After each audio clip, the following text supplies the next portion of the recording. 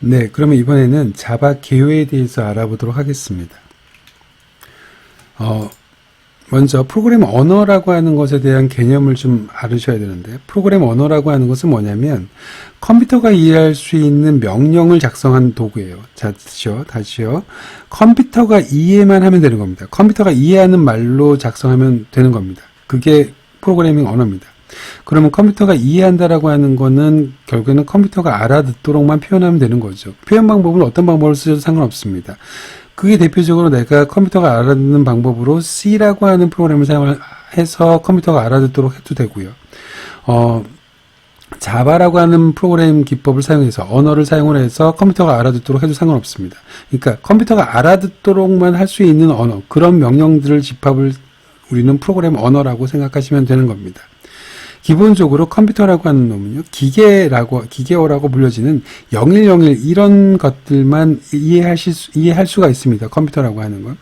그러면 내가 C를 짜던 자바를 짜던 기본적으로 여러 가지 그 프로그램 기법을 사용해서 컴퓨터가 알아듣도록 해야 되는데, 최종적으로 C가 됐던 자바가 됐던 파이썬이 됐던지 간에 얘가 컴퓨터가 알아들을 수 있으려면 그 사이에 어느 순간에서는 얘를 010101로 바꿔줘야 되겠죠. 그 과정이 필요하겠네요. 무슨 소리인지 아시겠습니까? 자, 그 과정이 컴파일러고 인터프리터고 그렇습니다. 자, 일단 프로그램 언어의 종류를 좀 보도록 하겠습니다. 크게 프로그램 언어다라고 하면은 세 종류로 나눌 수가 있는데요. 첫 번째는 기계어입니다. 기계어라고 하는 것 자체는 말 그대로 그냥 컴퓨터가 알아듣는 말을 그대로 쓰는 겁니다. 자, 그런데 우리가 0101로 표현해가지고 컴퓨터가 알아듣도록 말을 하려면 정말 컴퓨터가 알아듣는 컴퓨터어를 할 수 있으셔야 되는데, 그건 당연히 사실상 불가능하겠죠. 자, 그래서 실제로 사람이 알아듣는 말을 사람은 하고 그걸 컴퓨터가 알아듣도록 번역을 해서 사용하는 것이 가장 일반적인 거죠. 그럼 그 번역의 번역의 깊이에 따라서 우리가 보통 이 프로그램 언어의 종류를 나누게 되는데, 가장 사람과 가까이 있는 것을 고급 언어라고 하고요. 그 다음에 아예 기계어 같은 경우에 기계가 직접 알아들을 수 있는 말, 번역 자체가 필요 없이 그냥 기계가 바로 알아들을 수 있는 말, 그걸 가지고 우리는 기계어라고 합니다. 그 기계어랑 고급 언어 사이에 어셈블리어라고 하는 것이 있는데, 어셈블리어라고 하는 것은 기계어랑 1:1 대응되는 언어예요. 그러니까 거의 기계어에 준한, 하지만 우리가 사람들이 알아들을 수 있는 점프, 고 이런 식의 그 단어로 구성되어져 있는 1:1 매핑되어져 있는 그 랭귀지다라고 생각하시면 되는 겁니다. 개인적으로 생각하기에 그래서 어셈블리어는요, 기계어에 훨씬 더 가까이 있습니다. 고급 언어보다. 자, 고급 언어라고 하는 것은 우리가 보통 얘기하는 고급지다라고 하는 그런 고급이랑은 조금 거리가 멀고, 사람이랑 가까울수록 점점 고급 언어라고 부르는 거고요. 기계랑 가까울수록 점점 기계어라고 부르는 겁니다. 또는 어셈블리어라고 부를 수도 있는 거고요. 자, 물론 기계어랑 어셈블리어는 다르다고 말씀을 드렸습니다.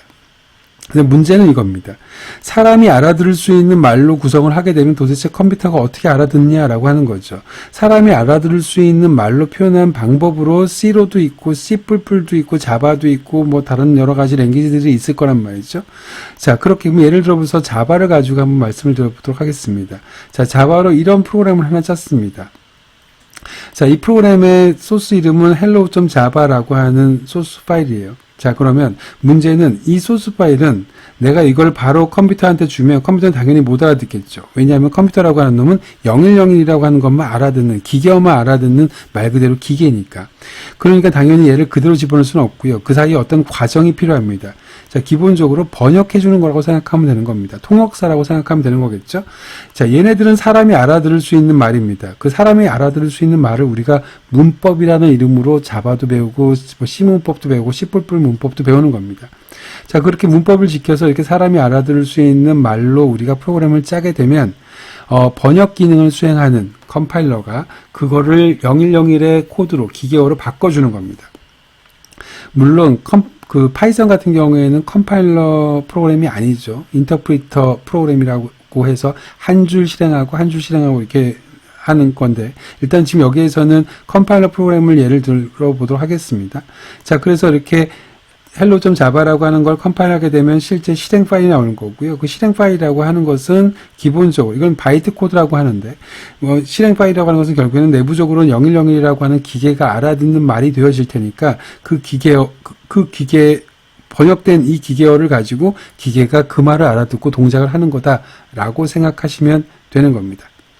무슨 소리인지 아시겠죠? 자, 그럼 자바의 역사에 대해서 그냥 간략하게 말씀을 드리겠습니다. 91년 처음에 오크라는 이름으로 탄생을 했고요. 이게 자바의 전신입니다. 실제로 자바가 발표된 거는 95년입니다. 95년에 오크를 새롭게 설계해서 자바를 발표를 한 거고요. 96년에 자바가 처음에 나온 거고요. 그 다음에 1.0은 공식적으로 발표가 된 거는 96년 1.0이 정식 발표가 된 겁니다. 자, 그 다음에 그 이후에 여러 가지 버전들이 쭉 올라오다가 지금은 자바 15까지 됐다고 말씀을 드렸는데 여기에 타임 스케줄을 좀 보도록 하겠습니다. 지금 자바 SE 8 버전, 여러분들 저랑 같이 환경 설정 때, 자바 환경 설정 때 자바 SE 8이랑 자바 SE 11 두 가지를 다 깔았단 말이죠. 근데 자바 SE 8과 자바 SE 11 옆에는 LTS 이렇게 붙어 있습니다.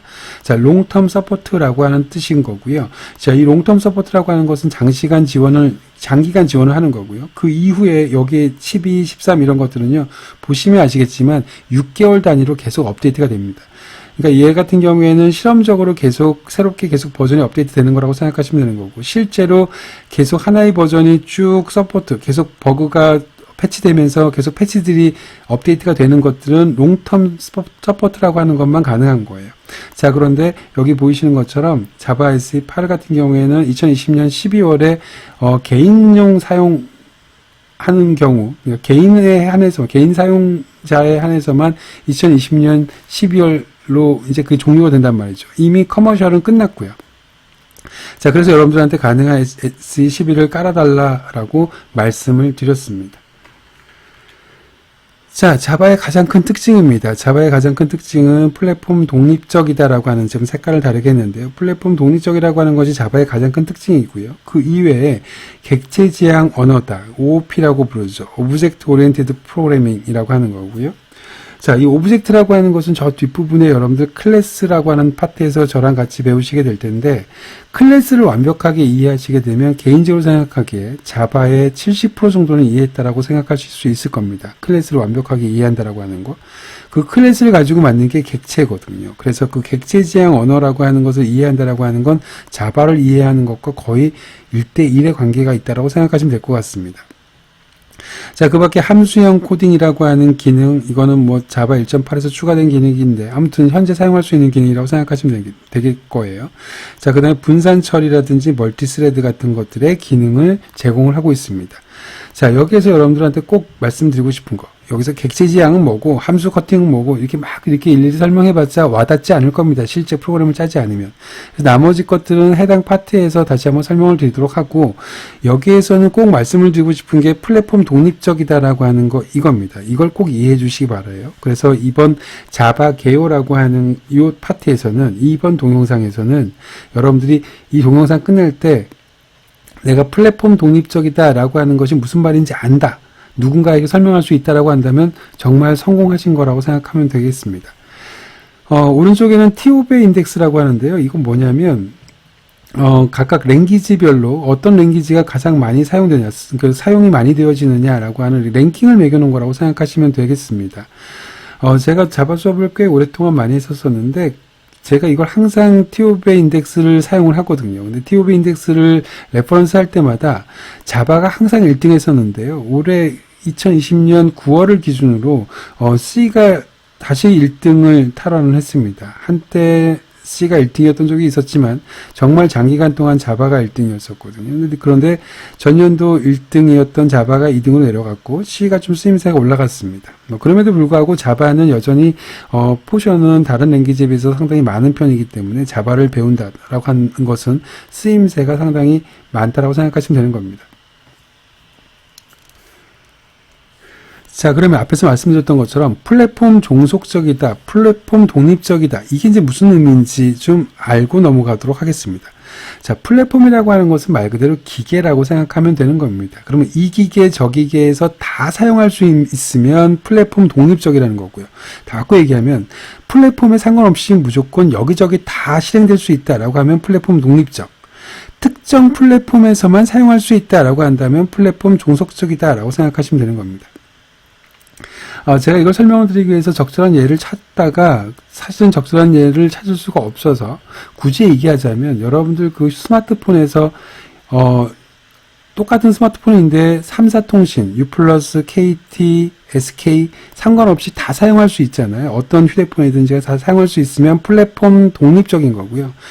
여러분들 유심히 만약에 LG 기계에서만 사용할 수 있어. KT와 SK에서는 사용할 수 없어. 라고 한다면 그건 플랫폼 종속적이 되는 거죠. 특정 플랫폼에서 동작하는 거죠. 네, 뭐 적절한 예는 아닙니다. 자, 아무튼 여기 오히려 그냥 이 오리지널 케이스를 가지고 이해하셔도 훨씬 더 좋을 것 같아요. 자, 윈도우와 맥과 리눅스의 실행 파일들이 있습니다. 자, 윈도우의 실행 파일은 뭐죠? .exe가 윈도우에서의 실행 파일입니다.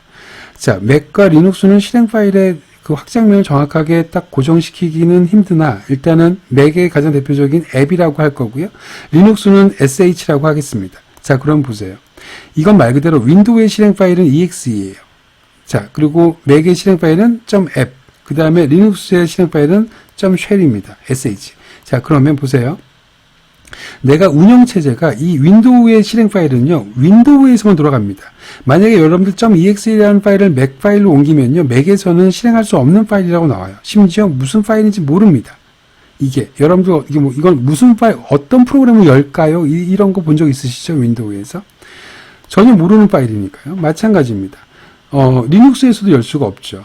무슨 소리인지 아시겠죠? 그 다음에 맥에서도 마찬가지입니다. 맥에서 .app이라고 하는 것이 맥 컴퓨터에서는 돌아가지만 내가 이걸 윈도우로 그대로 가지고 가면 윈도우에서는 열 수 없는 파일입니다 라고 나와요.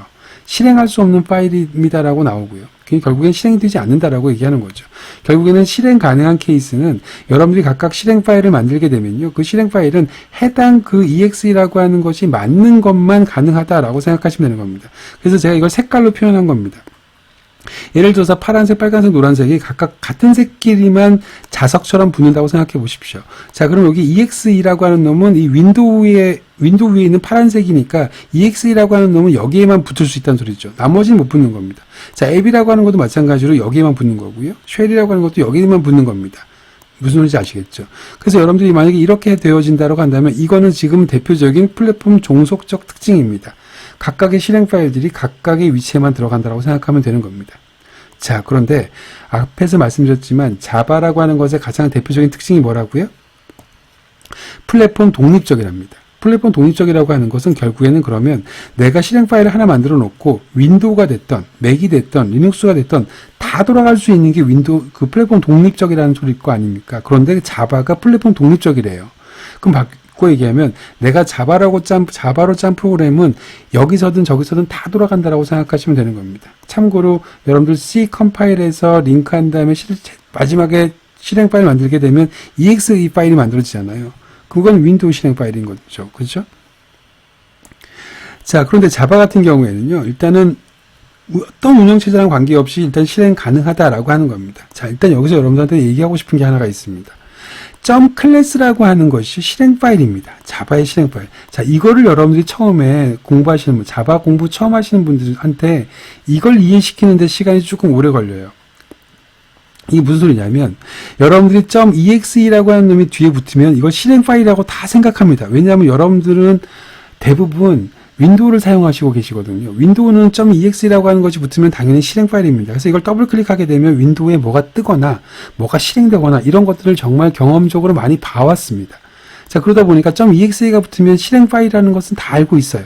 많이들 알고 계십니다.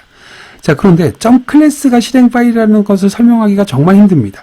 .class라고 하는 것도 실행 파일입니다. 자, 근데 문제는 .class라고 하는 놈은 윈도우 컴퓨터에서의 실행 파일이 아니라고 하는 거죠. 자, 이 얘기를 잠깐만 하고 넘어가도록 하겠습니다. 자, 뭐 여러분들 그 실행 파일, .class가 실행 파일이다라고 하는 개념을 아신다고 하시더라도 이 얘기는 꼭 듣고 가셨으면 좋겠습니다. 자, 여기 지금 컴퓨터가 하나 있다고 가정해 볼게요. 자, 컴퓨터가 있습니다. 그리고 여기 또 컴퓨터가 한 대가 또 있어요. 그럼 여기 컴퓨터 이렇게 두 대가 있습니다. 자, 그런데 여러분들 우리가 보통 사람으로 따지면요.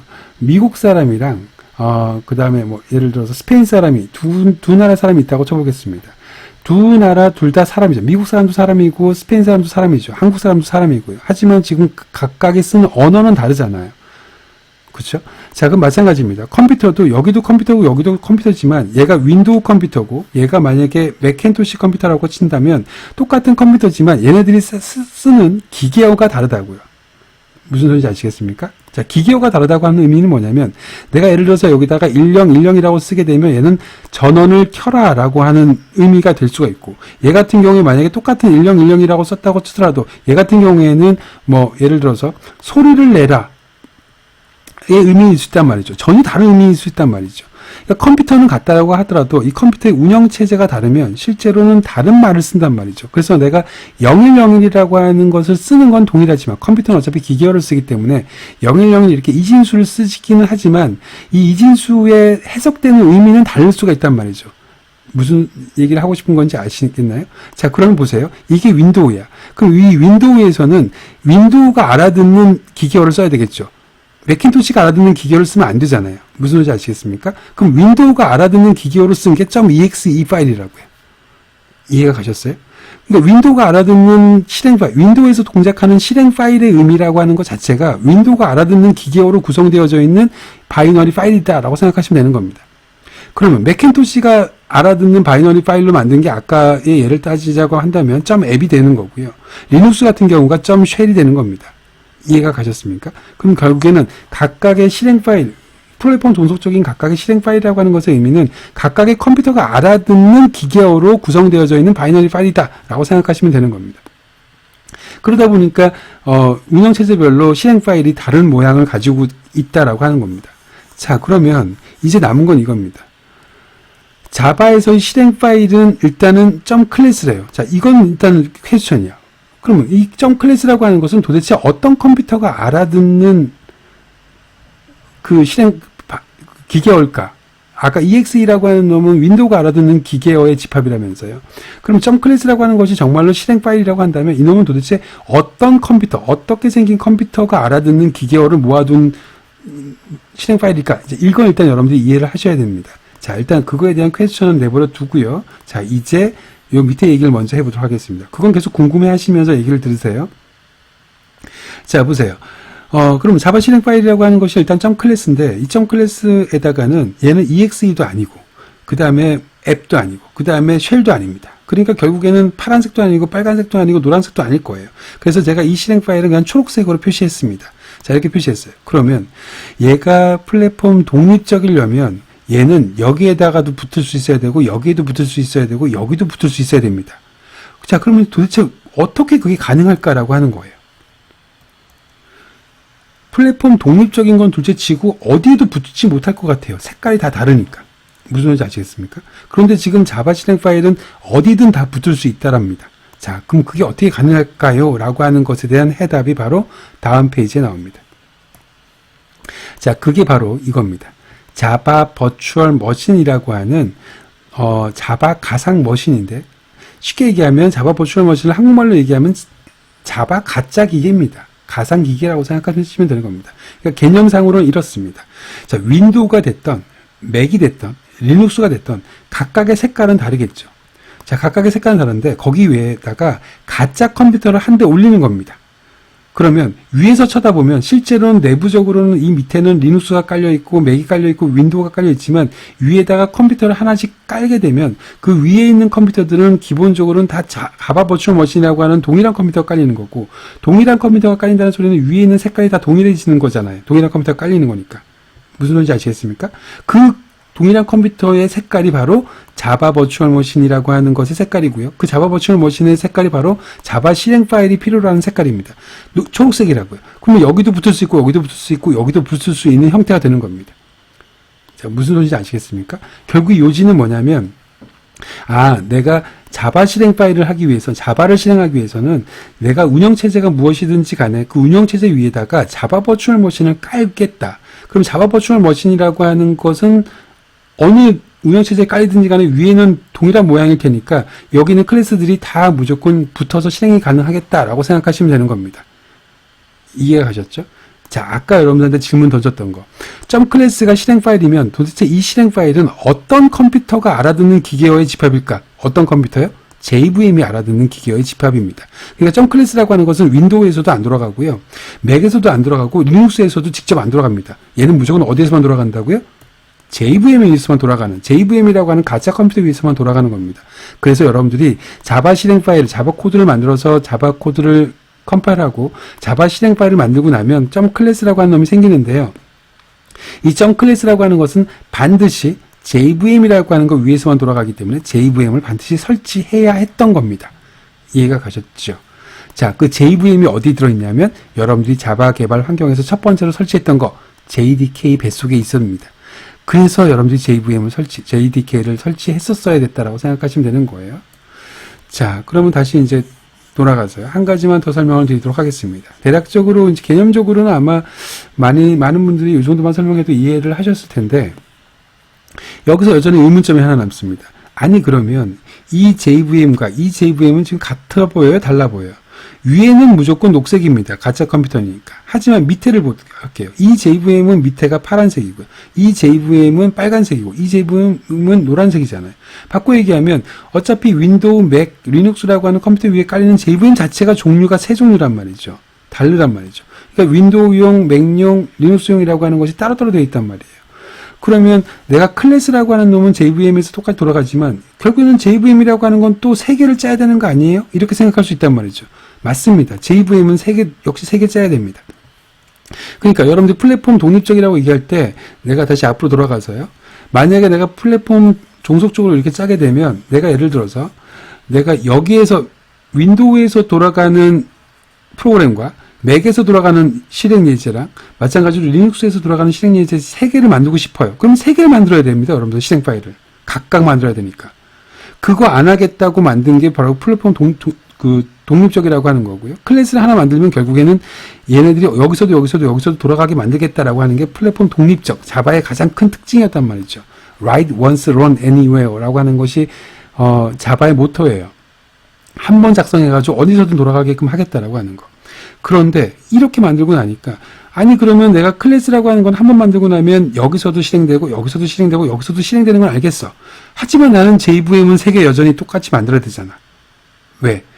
윈도우용 따르게 생겼고 맥용 따르게 생겼고 리눅스용 따르게 생겼으니까. 맞습니다. 그런데 이 JVM은 개발자가 만드는 게 아니거든요. 여러분들이 만드는 게 아니라 오라클이 만들어서 제공을 하거든요. 그래서 여러분들이 아까 JDK 다운받을 때 지금 여기는 화면이 작아서 잘 안 보이겠지만 여러분들 그 앞에 부분으로 돌아가시면 환경 설치하는 부분에서 확인이 가능할 겁니다. 또 사이트에 들어가셔도 확인하실 거고요.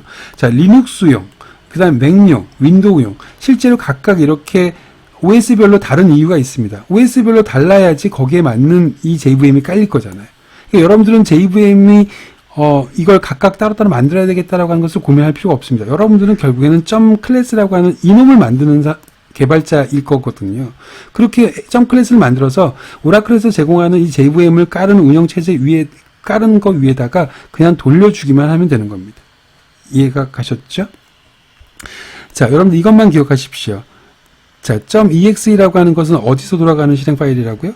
윈도우입니다. 그럼 .class는 JVM에서 돌아가는 실행 파일입니다. 이렇게 생각하십시오. .class는 실행 파일입니다. 조금은 낯설어 보여도 실행 파일이라는 거 잊지 말아 주시기 바랍니다. 자, 그럼 이제 마지막으로 JDK라고 하는 것과 JRE라고 하는 것에 대한 기본적인 개념적으로 한번 이해를 해보도록 하겠습니다. JDK라고 하는 것은 자바 디벨롭먼트 키트입니다. 한국말로 자바 개발 도구인 거고요. JRE라고 하는 것은 자바 런타임 인바이러먼트입니다. 자바 실행 환경입니다. 여러분들 이클립스 세팅할 때 JRE 버전 세팅했던 거 기억하시죠?